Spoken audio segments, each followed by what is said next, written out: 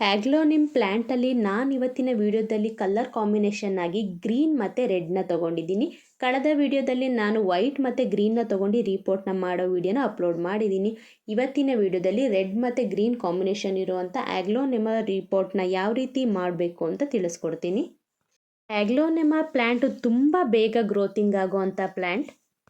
ಹಾಗಾಗಿ ನರ್ಸರಿಯಿಂದ ತಂದು 1 ವೀಕ್ ನಮ್ಮ ವಾತಾವರಣಕ್ಕೆ ಸೆಟ್ ಆದಮೇಲೆ ಪ್ಲ್ಯಾಂಟ್ನ ನಾವು ರಿಪೋರ್ಟ್ನ ಮಾಡಿಕೊಳ್ಬೇಕು. ನರ್ಸರಿಲಿ ಅಂಟು ಮಣ್ಣಿಂದ ಗಿಡಗಳನ್ನು ಬೆಳೆಸಿರ್ತಾರೆ. ನಾವು ಮನೆಗೆ ತಂದಮೇಲೆ ರಿಪೋರ್ಟ್ ಮಾಡೋದ್ರಿಂದ ಬೇಗ ಗ್ರೋತ್ ಆಗುತ್ತೆ. ಇಂಡೋರಿಗೆ ಇಡುವಂಥ ಪ್ಲ್ಯಾಂಟಲ್ಲಿ ಹ್ಯಾಗ್ಲೋನಿಮ ಪ್ಲ್ಯಾಂಟ್ ಕೂಡ ಒಂದು. ಅಬ್ಸರ್ವ್ ಮಾಡ್ಬೋದು, ನರ್ಸರಿ ಮಣ್ಣು ಯೂಸ್ ಮಾಡ್ಕೊಳ್ಳೋ ರೀತಿ ಇದೆ ಅನ್ನೋದಾದರೆ ನಮ್ಮ ಮಣ್ಣಿನೊಂದಿಗೆ ಆ ಮಣ್ಣನ್ನು ಕೂಡ ಮಿಕ್ಸ್ ಮಾಡಿ ರಿಪೋರ್ಟ್ನ ಮಾಡ್ಕೊಳ್ಬೇಕು.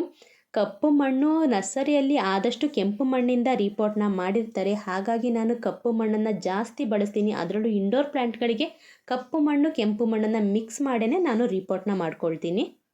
ಪಾಟಲ್ಲಿ ಮಣ್ಣು ತುಂಬ ಚೆನ್ನಾಗಿರೋದ್ರಿಂದ ನಾನು ಕಪ್ಪು ಮಣ್ಣಿನೊಂದಿಗೆ ಮಿಕ್ಸ್ ಮಾಡಿ ನಾನು ರಿಪೋರ್ಟ್ಗೆ ಬಳಸ್ಕೊಳ್ತೀನಿ, ಯೂಸ್ ಮಾಡ್ಕೊಳ್ತೀನಿ. ಮಣ್ಣನ್ನು ವೇಸ್ಟ್ ಮಾಡಬಾರ್ದು.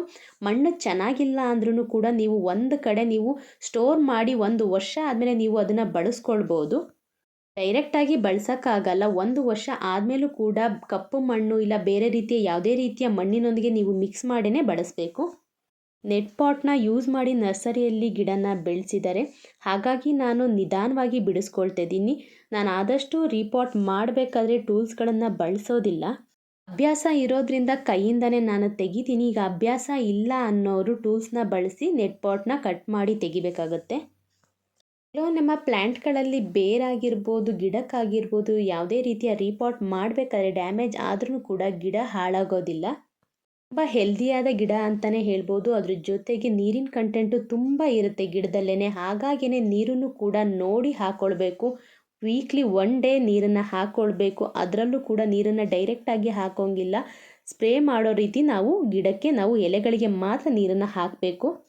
ಎಲೆಗಳಿಗೆ ಹಾಕೋದ್ರಿಂದ ಎಲೆಗಳ ಮುಖಾಂತರ ಬುಡಕ್ಕೆ ಹೋಗುತ್ತೆ ನೀರು. ಅದೇ ನೀರು ಪ್ಲ್ಯಾಂಟ್ಗಳಿಗೆ ಸಾಕು. ನೀರಿನ ಕಂಟೆಂಟ್ ಇರೋದ್ರಿಂದ ಬೇರಲ್ಲೂ ಕೂಡ ನೀವು ನೋಡ್ಬೋದು ತುಂಬ ಹೆಲ್ದಿಯಾಗಿರುತ್ತೆ ಬೇರು. ನೀರನ್ನು ಆದಷ್ಟು ಕಡಿಮೆ ಬಳಸಿ ವೀಕ್ಲಿ 1 ಡೇ ಹಾಕಬೇಕು. ಎಲೆಗಳಿಗೆ ಹಾಕಬೇಕು. ಎಲೆಗಳಿಂದ ಬುಡಕ್ಕೆ ನೀರು ತಲುಪಿದ್ರೆ ಸಾಕು. ಹ್ಯಾಗ್ಲೋನಿಮ್ ಪ್ಲ್ಯಾಂಟಿಗೆ ನೀರೂ ಕೂಡ ಜಾಸ್ತಿ ಆಗಬಾರ್ದು, ಬಿಸಿಲು ಕೂಡ ಜಾಸ್ತಿ ಆಗಬಾರ್ದು. ಎರಡೂ ಕೂಡ ಜಾಸ್ತಿ ಆದರೆ ಗಿಡ ಹಾಳಾಗುತ್ತೆ ಇಲ್ಲ ಸತ್ತೋಗುತ್ತೆ. ಹಾಗಾಗಿ ಆದಷ್ಟು ಸೆಮಿ ಶೇಡ್ ಇರೋವಂಥ ಜಾಗದಲ್ಲಿ ಇಡಬೇಕಾಗುತ್ತೆ ಪ್ಲ್ಯಾಂಟ್ನ.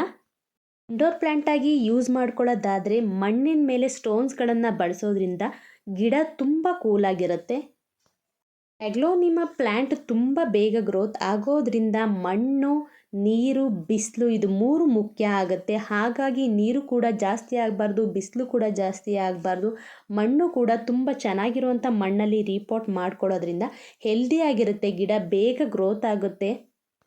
ಪ್ಲ್ಯಾಂಟ್ಗೆ 5 ರಿಂದ 8 ತಿಂಗಳು ಆದಮೇಲೆ ಗೊಬ್ಬರನ ಹಾಕ್ಕೊಳ್ಬೋದು. ರಿಪೋರ್ಟ್ ಮಾಡಬೇಕಾದ್ರೇ ಗೊಬ್ಬರನ ಯೂಸ್ ಮಾಡಬಾರ್ದು. ರಿಪೋರ್ಟ್ ಮಾಡಿದ ಮೇಲೆ ಗಿಡ ಹೆಲ್ದಿ ಆಗಬೇಕು. ಪಾಟ್ ಫುಲ್ಲು ಕವರ್ ಆದಮೇಲೆ ಗೊಬ್ಬರನ ಹಾಕ್ಕೊಳ್ಬೇಕು. 5 ರಿಂದ 8 ತಿಂಗಳು ಆದಮೇಲೆ ಗೊಬ್ಬರನ ಹಾಕ್ಕೊಳ್ಬೇಕು. ಇದಿಷ್ಟು ಹ್ಯಾಗ್ಲೋನಿಮ್ ಪ್ಲ್ಯಾಂಟ್ ಬಗ್ಗೆ ನಾನು ಮಾಹಿತಿನ ಕೊಟ್ಟಿದ್ದೀನಿ ಇವತ್ತಿನ ವಿಡಿಯೋದಲ್ಲಿ. ವಿಡಿಯೋ ನಿಮಗೆ ಇಷ್ಟ ಆಗಿದರೆ ಲೈಕ್ ಮಾಡಿ, ಶೇರ್ ಮಾಡಿ, ಕಮೆಂಟ್ ಮಾಡಿ.